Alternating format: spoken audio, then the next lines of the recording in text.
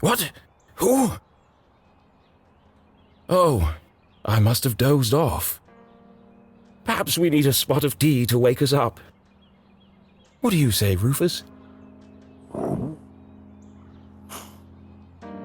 Yes, quite right. Better get back to work. This book won't write itself. The sun rose over another perfect day in picturesque Arthurton.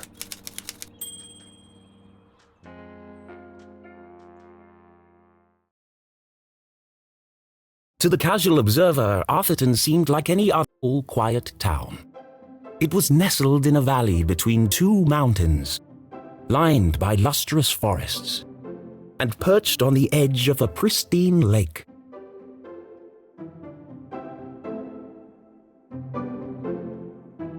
It had a main street with all the essentials, including a place to sip coffee. It had schools, a college, a church, and a police station. It even had a museum no one ever visited. It was the kind of place you might find anywhere on your travels. Typical, maybe even forgettable. But there was one thing in Arthurton that was unlike any other town in the whole world. Actually, it was a girl. Her name was Jenny LeClue, and she was the world's greatest detective.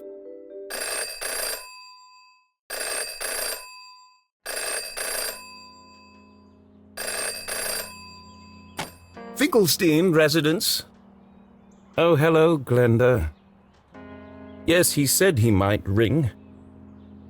Okay, patch me through then.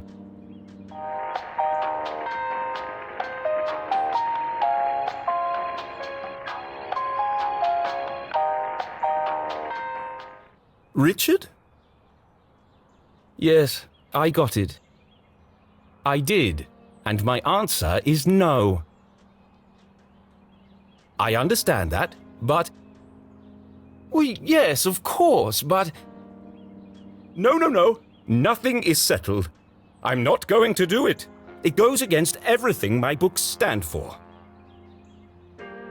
No, not yet, but... If I could just... Please, listen to what I'm saying.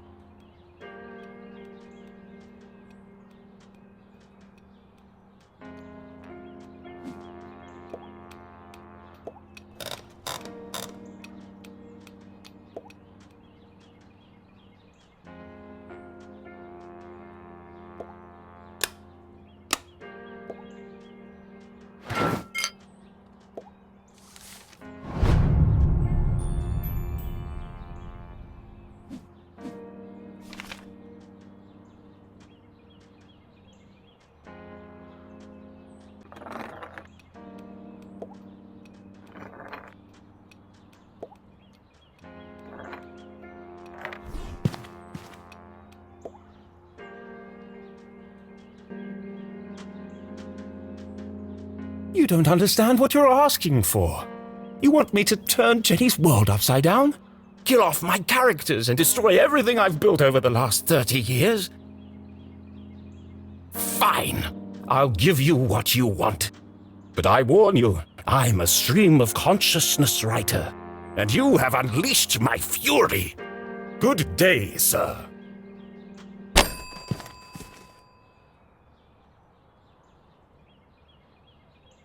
Boring? Predictable? Pah! Well, if it's murder they want, it's murder they'll get.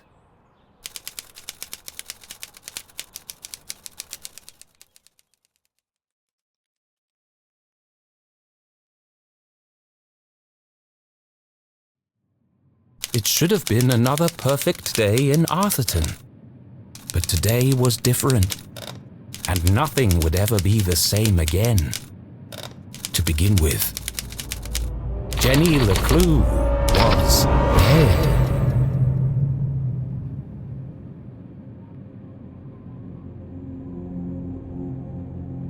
Her skin was pale, her eyes glassy and frozen. What cruel fate had befallen our beloved detective?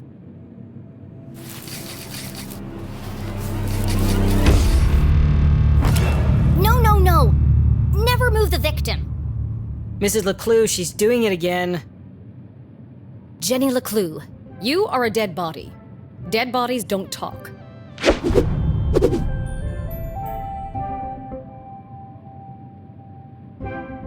But he's doing it wrong! As wonderful as it would be if all cadavers were so talkative, we must deduce the cause of death without their help. With only the evidence laid before us, we build a picture from the reflect clues, interpret the data, and solve our puzzle one piece at a time, until it feels as if the victim is speaking to us. But Jenny is right, Jonathan. You mustn't disturb the crime scene. Vital evidence could be lost. Sorry, Mrs. LeClue. Okay, you've all had a chance to study the body? Who can postulate how she met her demise? Ooh! Me! I think it was an accident? Yeah, she obviously wasn't looking where she was going So she slipped on the wet floor, and cracked her head open. Like an egg. and then she bled to death. Really? How can you tell? Well, there's a giant pool of blood around her head. Yeah, I know. I was being sarcastic. Oh. Actually, you're both wrong. What? It was cold-blooded murder. Murder? Don't be ridiculous. Where's the murder weapon? There's no evidence anyone else was even here. Oh yes, there is. It was murder, and I can prove it.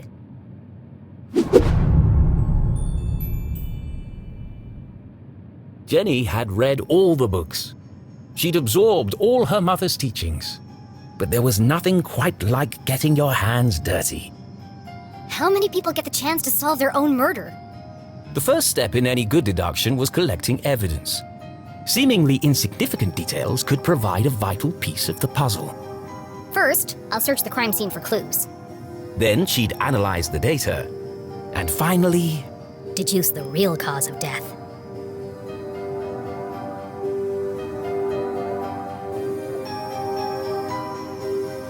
The victim has a green smudge on her lips. It's not lipstick.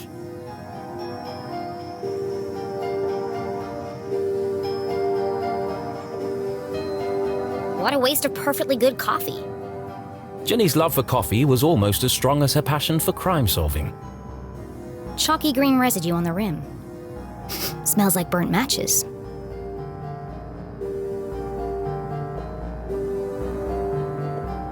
Jenny's blue sweater was scruffy and quite uncomfortable, but her grandmother had knitted it, and so it was her favorite.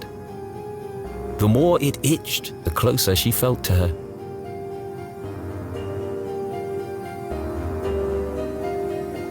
There's no doubt the victim lost a lot of blood.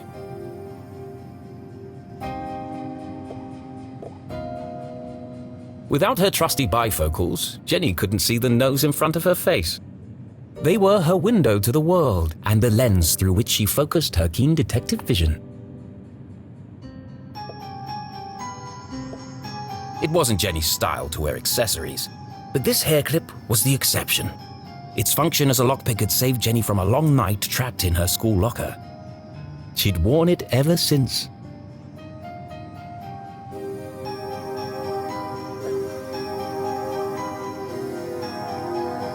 Approximately 8 sizes too big, and covered in mud.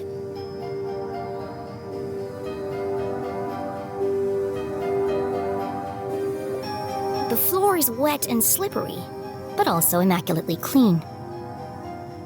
I've seen enough. Time to wrap this case up. Jenny was a meticulous record keeper, noting every relevant clue in her trusty journal. A great detective knew that solving a mystery was simply a matter of connecting the dots. I'm certain this wasn't a mere accident. Now I just need to prove it. How do I know the victim didn't slip?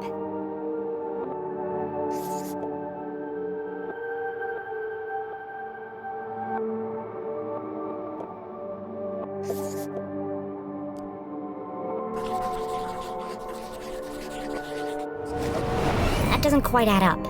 Let me give this some more thought.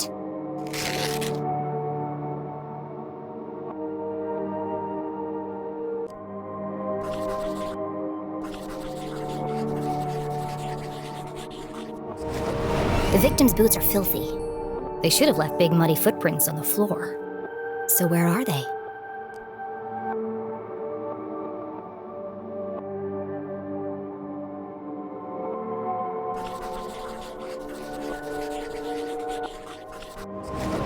Either someone washed away her footprints, or she was carried here.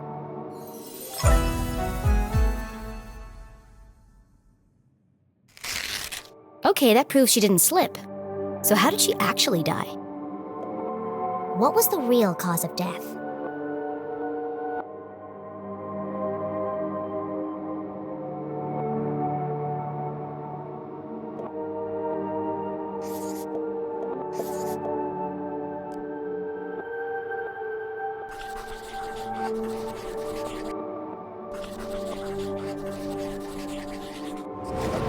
There's a green residue in the bottom of the victim's coffee cup.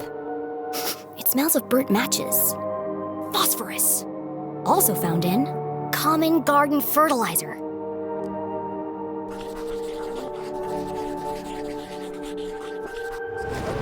The same green mark is on the victim's lips. Her coffee was spiked with fertilizer. Someone clearly wanted her dead.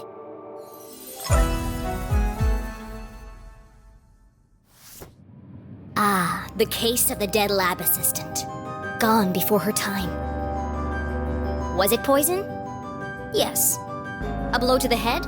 Yes. An accident? Certainly not. No footprints in an unshattered mug? She was killed somewhere else and carried here.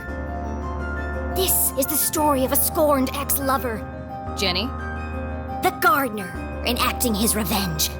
Jenny! A deadly brew of fertilizer and caffeine coursing through the veins. That's quite enough, thank you. What happens to the gardener? Is this gonna be on the test? Remember, class, even the smartest criminals make mistakes. This is how we catch a killer. But what's the point of all this? Yeah, there hasn't been a murder in Arthurton in years. Every town has a dark side, even Arthurton. By doubting, we are led to question. And by questioning, we arrive at the truth. Okay, that's all for today. Don't forget, next class is our field trip to the morgue. So have a light lunch.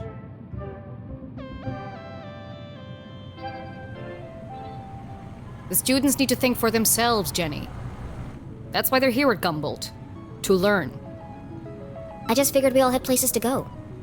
Speaking of which, And where are you off to, young lady? I'm a dead body mom, remember? Dead bodies don't tell. See ya. Wait, before you go, I have something for you. Cool. What is it? If I told you, that would spoil the fun, wouldn't it? The LeClues didn't simply hand each other presents. They hid them. It was a family tradition, and Jenny had developed a sixth sense for finding them. With her trusty magnifying glass at her side, nothing eluded her.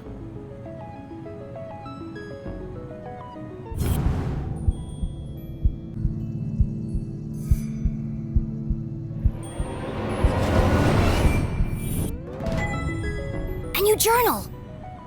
To Jenny, there was nothing better than the aroma of a fresh leather notebook. It smelled like mystery. Without missing a beat, she did what any detective worth their salt would do. She decorated it.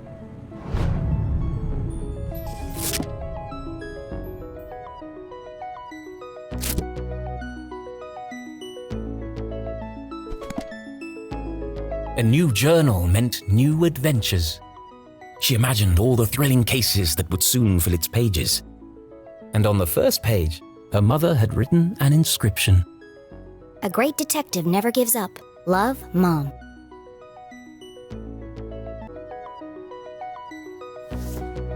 I love it. Thanks, Mom. Jenny, I wanted to talk about, to say, Somewhere in the back of Jenny's highly caffeinated brain, an alarm bell was ringing. Her mum was hesitating. What could be causing her to act so out of character?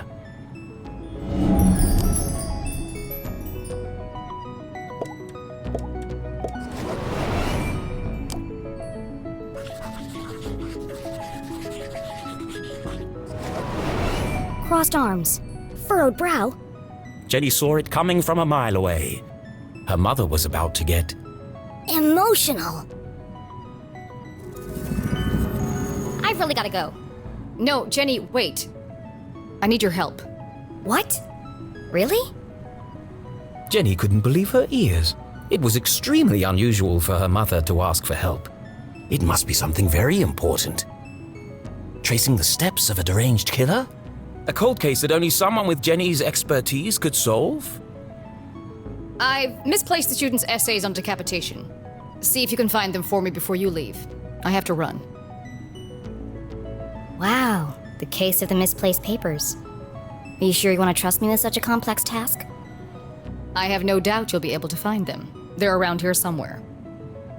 Jenny was unsure if her mother was unable to detect sarcasm or just really good at ignoring it. What's the point? They're all gonna fail anyway. A great detective learns the most valuable lessons from their biggest failures.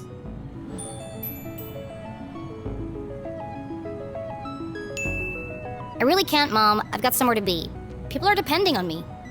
I have somewhere to be too, and I'm depending on you to find those papers. Have you considered how these menial chores might be affecting my sense of self-worth? Is this really the act of a responsible mother? Jenny LeClue. That was her mother's code for enough is enough. Fine, I'll find them. Good. Find the papers and go straight home. But I'm meeting Keith tonight. No buts, remember? Oh, I'm sorry. Maybe I'm still feeling the effects of being poisoned for your class. Well then, I have the perfect antidote. You're staying with your cousin this weekend, and you still need to pack. This again. Look, I've considered your offer, Mom, and I'm going to have to decline. I'm old enough to take care of myself. I'll be back late tonight. There's meatloaf in the fridge.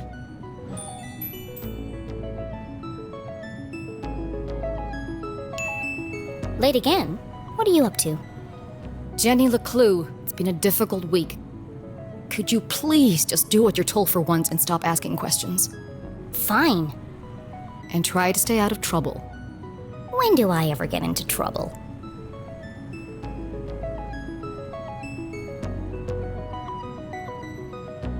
All right, let's find these papers and get out of here.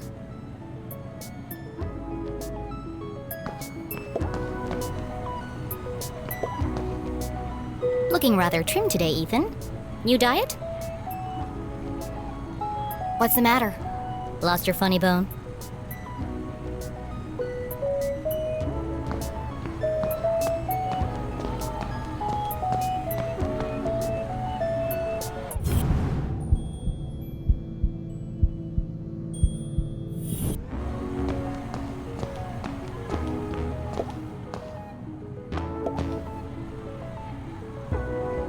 Becoming a great detective took more than book smarts. You needed real-life experience. And Jenny was always on the lookout for a chance to get her hands dirty.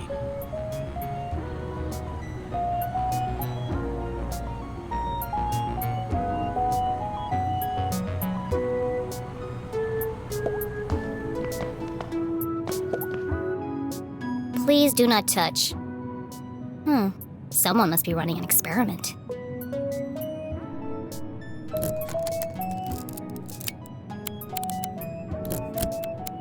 Gross. Pretty soon it's gonna sprout legs.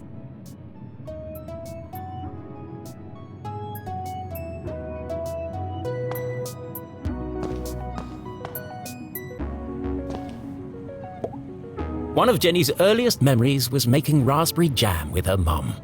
It's the perfect substitute for blood in class demonstrations. And better tasting than the pig's blood the textbook recommends.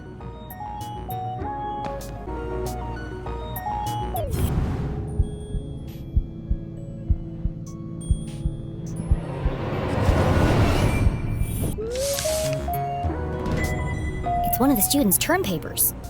You can tell by the terrible handwriting and erroneous conclusions. Mom must have put them behind the chalkboard.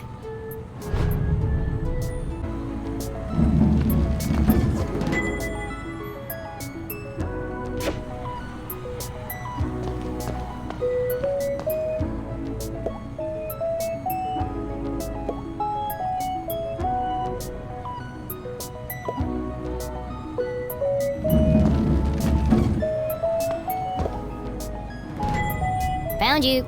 Time to get out of here.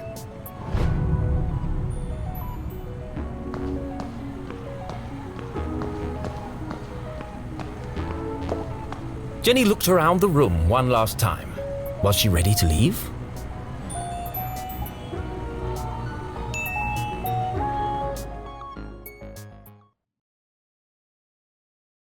Okay, so she wasn't really dead. That would be silly. No, Jenny was alive and well and ready for another perfect day in Arthurton.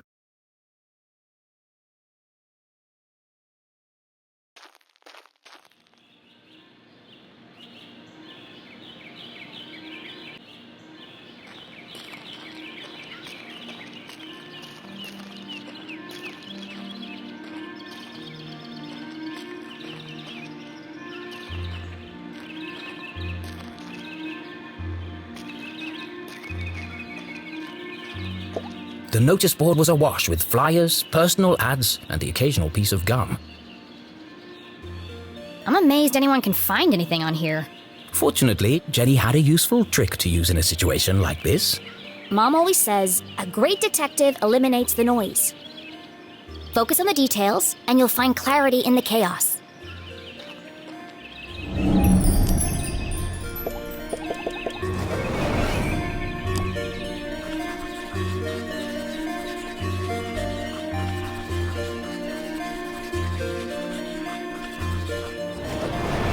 I wonder if anyone else reads this junk.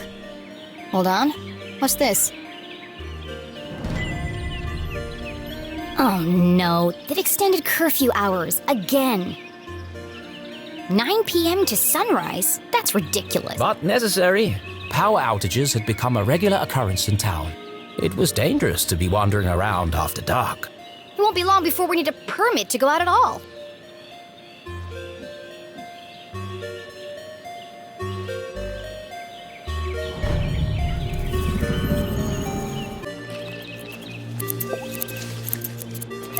Hey, you! Oh, hi there! What are you doing back there? Well, I was pruning, but then I discovered this cerulean bugberry bush. Discovered? These bushes are all over Arthurton. Actually, this is an incredibly rare bloom. There's nothing rare about Arthurton. I beg to differ. Arthurton has many beautiful and exotic plants. Really? Like what? Mushrooms with eyes that glow in the dark, berries that emit a bioluminescent mist, and flowers with nectar as sticky as superglue. Where? I've never seen any of those things. Well, believe me, they do exist. I've had the pleasure of seeing them up close. That's one of the privileges of working for Dean Stroudsbury in his greenhouse. Anyway, I should get back to work. I want everything to be perfect for the Dean's retirement celebration.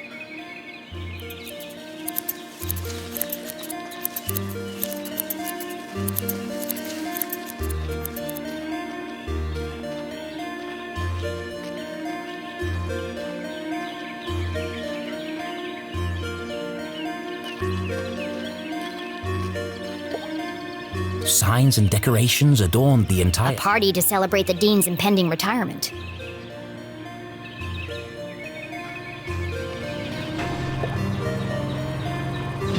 Left! Left! I said left, damn it! What part of left are you having trouble with? My left or your left? My left. Obviously, I mean my left. Why would I mean your left? So you want me to move it the other way? Yes. Nothing would make me happier. If you're not careful, we're gonna have Braun's brains all over the floor. They seem busy. I should probably lead them to it.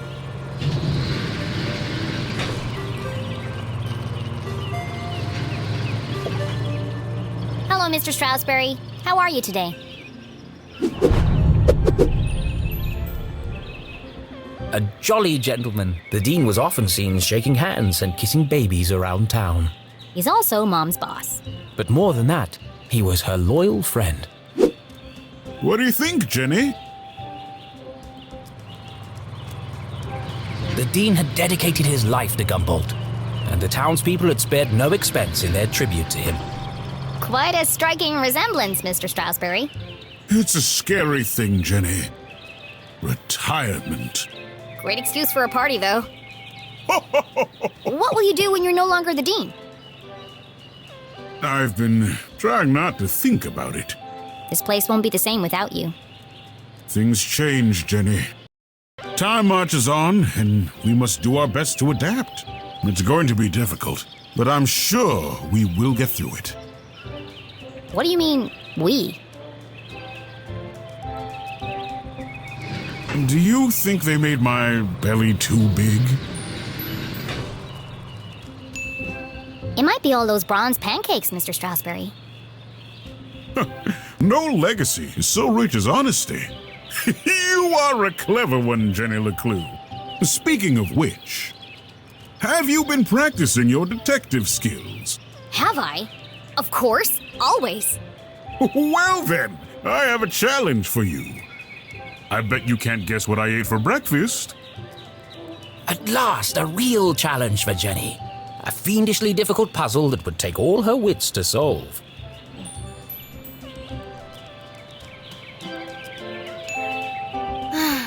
Well, okay. Anything for you, Mr. Stroudsbury. Oh, how wonderful. But first, I need to ask you a few questions.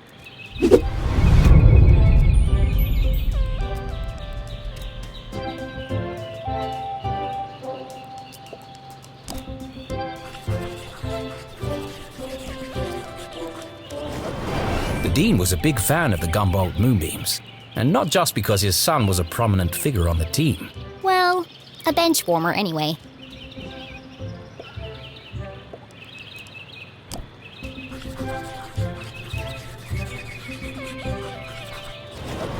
It can't be dandruff. He has no hair. I have a hunch it's powdered sugar.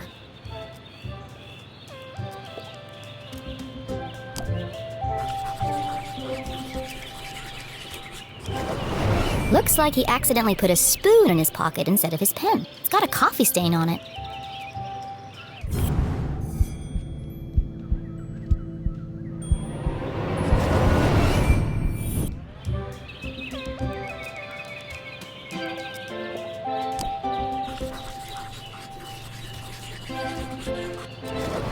A thick bundle of note cards poked out of the dean's pocket.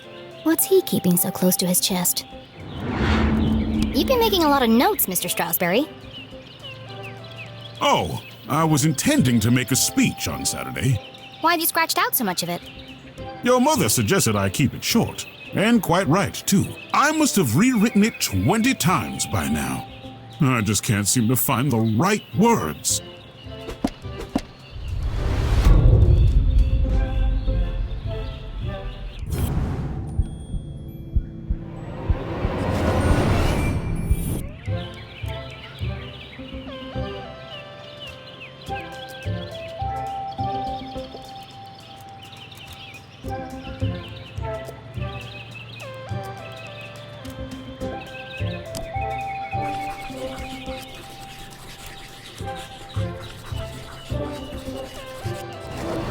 His watch is slow. That's unlike the Dean. He's usually very punctual. Your watch is 45 minutes slow. Is it? Oh my. That explains why there was no cheesecake left in the cafeteria. My head's not screwed on today. Thank goodness you noticed, or I'd be late for my meeting with your mother. Oh, really? She didn't mention anything to me. Oh, well, of course she wouldn't. It's nothing important. Why are you meeting then? It's just, she's helping me finalize my plans for, Your party? Yes, that's it. My retirement party. Thank you. Are you okay, Mr. Strasberry? Of course. Now let me just fix my watch before I forget.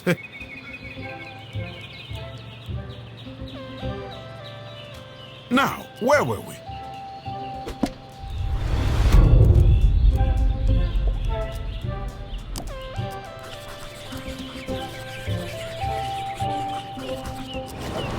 Ipsa scientia potesta. Looks like Latin.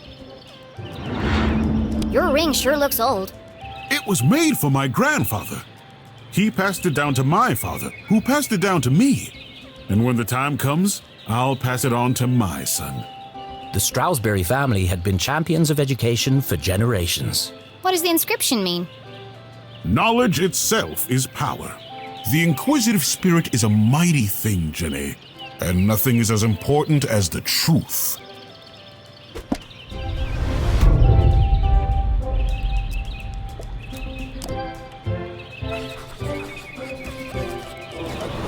For the Dean, being covered in plant life was not unusual. His work as a botanist was renowned. Looks like you're carrying some extra baggage today, Mr. Strasberry.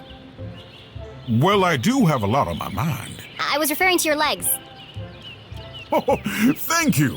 I have been doing my daily calisthenics. No, I mean the sticky stuff on your pants. What? Oh, hitchhikers.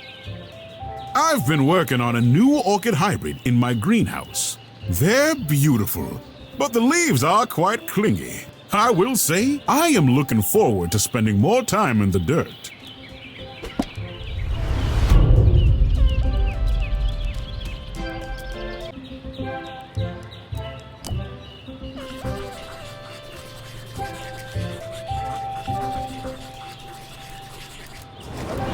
The Dean didn't button his shirt properly.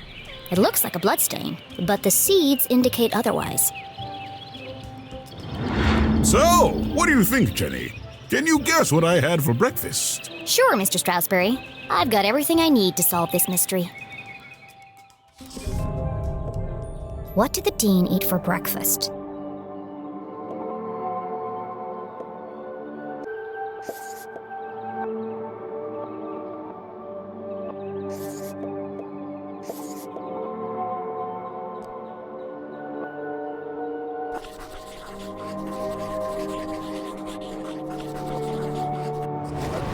Jam on his shirt and powdered sugar. The evidence points strongly to the Dean's breakfast consisting of 1, maybe 2 donuts.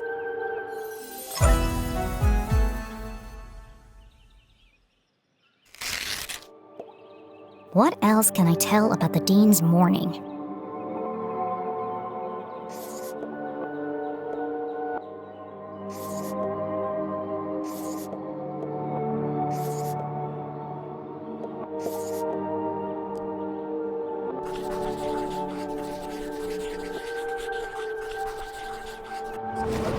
The Dean had neglected to wind his pocket watch, the act of a distracted man. This resulted in his whole routine being thrown off, which might explain why he has a spoon in his pocket instead of a pen.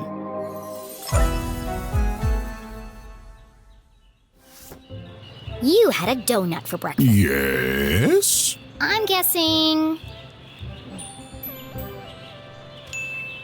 strawberry. How did you know? That part was easy. You always have donuts for breakfast. But something else caught my attention. Oh? I think you have something on your mind, Mr. Strasberry. You are usually a picture of precision and punctuality. But today, there's a spoon in your pocket and your shirt button is undone. My, you really are a LeClue. Your father would be so proud. Thanks. Well, I should be going. I'm meeting your son by the lake. And I'm meeting your mother in the library. What a small world this is. Too small. A perfectly small world with everything in its right place. Who would want to change that? Pardon? Nothing. See you on Saturday. Oh, yes. Until we meet again, Jenny LeClue.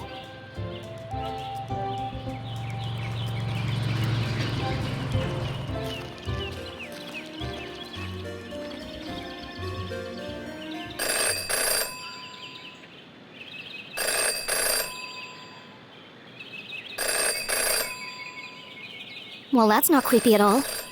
In her short time as a detective, Jenny had learned never to ignore a ringing phone.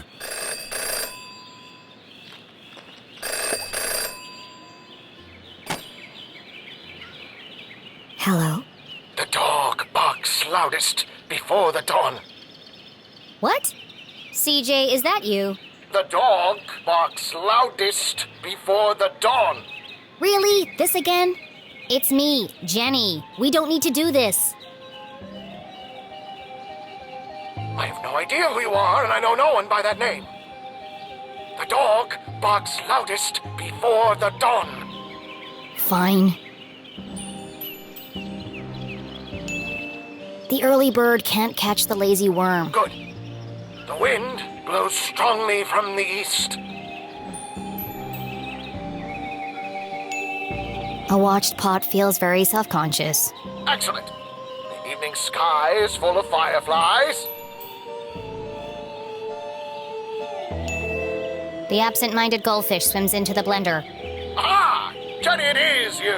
Of course it is! I need to meet with you right away. Okay. Where do you want to meet?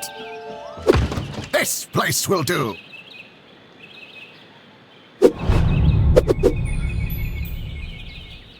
Everyone in town knew that CJ was mad, even dangerous. He's not dangerous. He just doesn't accept things at face value. Sure, he's a bit fixated on extraterrestrials, but at least he's passionate about something. CJ and Jenny certainly indulged each other's obsessions. But most of all, CJ treated Jenny like a colleague. And not a little kid. CJ, why did we go through all that if you're right here? Can't be too careful. Are you sure you weren't followed? Who would be following me? Shh! This place is compromised. We don't have long to talk.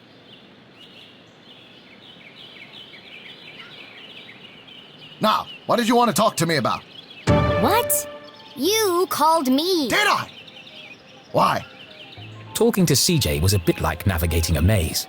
You had a rough idea of where you were headed, but you couldn't be sure you'd ever get there. I'll help you figure it out.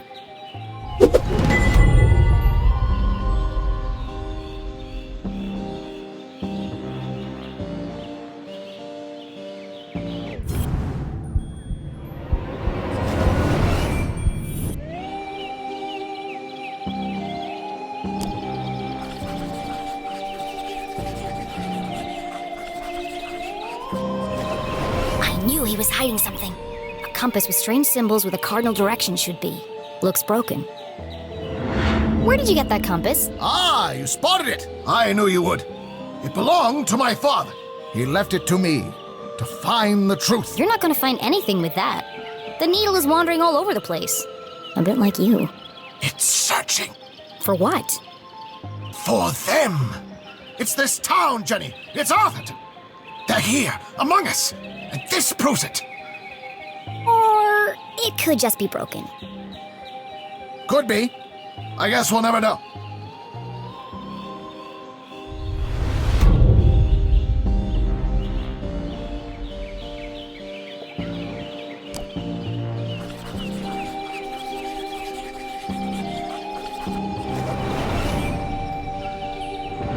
Is it your birthday, CJ? Birthday? Whose birthday?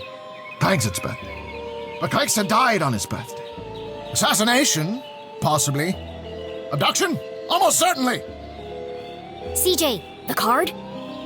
Oh, it's for you. Impossible shot. Died instantly.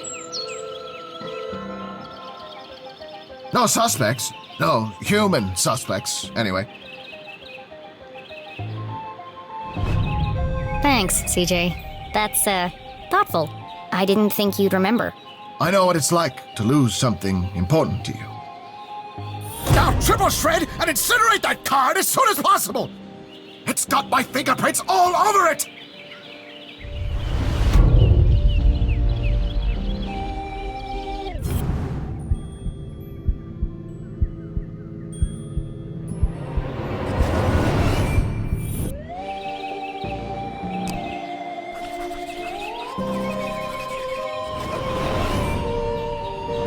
What's that sticking out of your sock?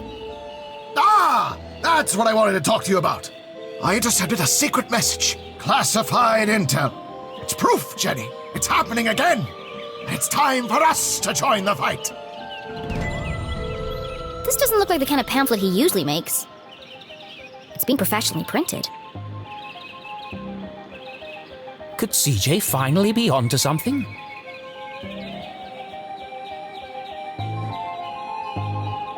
Oh, it's just part of a cereal box. A cereal box from another space-time continuum? Nope, just a regular cereal box. It's an ad for a toy. But why? Why would it just be lying there in the trash? I'm sorry, CJ. There are still great mysteries out there to solve, but this isn't one of them. So what's the plan now? Library. Research. Very important. Very hush-hush. They let you back in? Not yet. But I've got this hat now.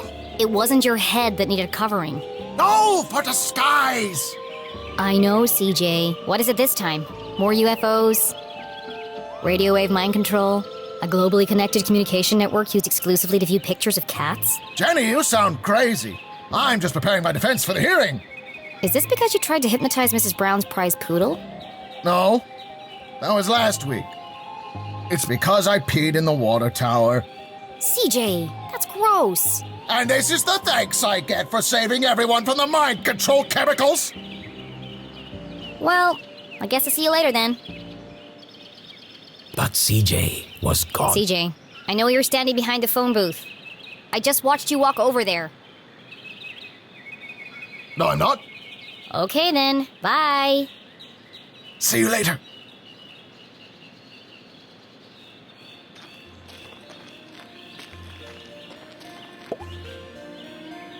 Hey!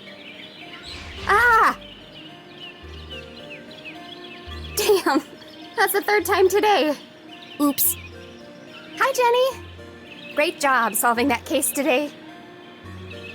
It's really cute the way that you and your mom work together. I wish I was that close with my parent. Enough chit-chat. Got anything new for me? Oh, yes. This is the real deal, hot off the press.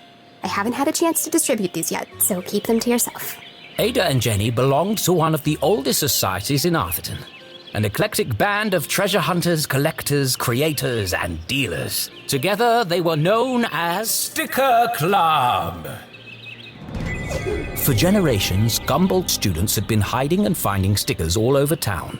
Officially, Jenny was too young to join, but she'd found so many stickers on her own that they'd made her an honorary member. Let's see. Nice crisp edges, rich colors. Very tacky. Thanks. I spent all week making these. If only you spend as much time in your schoolwork, you might not be failing my mom's class. Jenny thought to herself.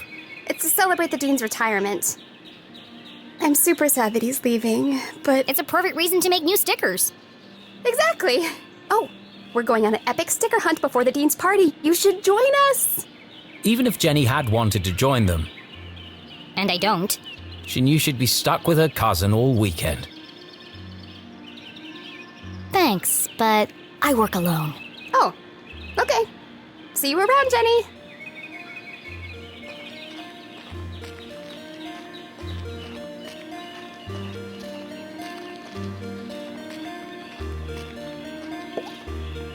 Lake Nowhere, 1 mile.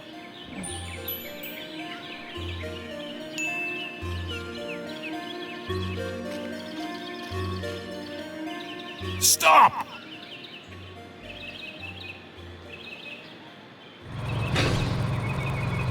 Perfect. Hold it right there. Okay, let her go.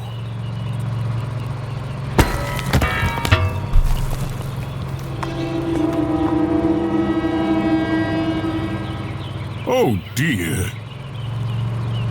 That was ominous.